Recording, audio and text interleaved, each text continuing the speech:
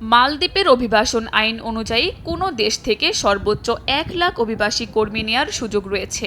তবে বর্তমানে দেশটিতে বসবাসরত প্রবাসী বাংলাদেশিদের সংখ্যা প্রায় ১.৫ লাখে পৌঁছে যাওয়ায় তৈরি হয়েছে আইনি জটিলতা। দেশটির কঠোর অভিবাসন নীতির কারণে অতিরিক্ত প্রায় ৫০,০০০ প্রবাসী বাংলাদেশিকে দেশে পাঠানোর আশঙ্কা তৈরি হয়। তবে জানা গেছে বাংলাদেশ সরকারের কূটনৈতিক তৎপরতা ও শীর্ষ পর্যায়ের দ্বিপক্ষীয় বৈঠকের পর সিদ্ধান্ত আপাতত স্থগিত করেছে দেশটির সরকার। এ সংকট নিরসনে গেল মাসে পররাষ্ট্রমন্ত্রী ডক্টর খলিলুর রহমান ও দেশটিতে নিযুক্ত বাংলাদেশ হাইকমিশনার ডক্টর মোহাম্মদ নাজমুল ইসলামের সঙ্গে মালদ্বীপের রাষ্ট্রপতি ও পররাষ্ট্রমন্ত্রীর বৈঠক হয়। হঠাৎ করে বিপুল সংখ্যক প্রবাসী কর্মীকে ফেরত পাঠালে একদিকে যেমন মানবিক সংকট তৈরি হতে পারে, তেমনি মালদ্বীপের পর্যটন ও নির্মাণ খাত বড় ধাক্কা খাবে, এমনটাই আলোচনায় তুলে ধরে বাংলাদেশ।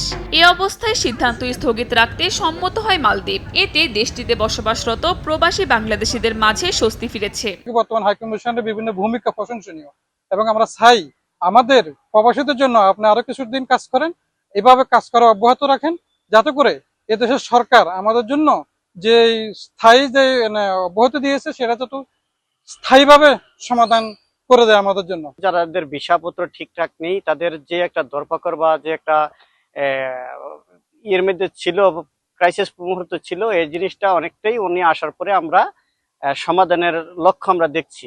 এই স্বস্তিকে স্থায়ী সমাধানে রূপ দিতে বাংলাদেশকে দীর্ঘমেয়াদী কৌশল নেয়ার পাশাপাশি অদক্ষ কর্মীর বদলে পর্যটন, তথ্য প্রযুক্তি ও নির্মাণ খাতে সনদপ্রাপ্ত দক্ষ কর্মী পাঠানোর ওপর জোর দেন প্রবাসীরা। কিন্তু প্রত্যেক দেশের কিন্তু নিয়ম আছে, আর সেই নিয়ম অনুযায়ী ১ লক্ষের বেশি কিন্তু প্রবাসী এখানে কাজ করতে পারবেন না। সুতরাং আমাদের বাংলাদেশ হাইকমিশন এবং ঢাকা ও মালের যে কূটনৈতিক সহযোগিতায় এই ৫০,০০০ ডিপোর্টেশনটাকে স্থগিত করা খুব ইতিবাচক হিসেবে আমি দেখছি। এজন্য আমি সরকারকে, মালের সরকার এবং আমাদের বাংলাদেশ হাইকমিশনার সবাইকে অন্তর থেকে ধন্যবাদ জানাই। এই স্থগিতাদেশে একদিকে যেমন প্রবাসী বাংলাদেশিদের মধ্যে স্বস্তি ফিরেছে, অন্যদিকে দেশটির গুরুত্বপূর্ণ শ্রমবাজারে বাংলাদেশের অবস্থান ধরে রাখার জন্য নতুন কূটনৈতিক সুযোগও তৈরি হয়েছে বলে জানান সংশ্লিষ্টরা। সময় সংবাদ, মালদ্বীপ।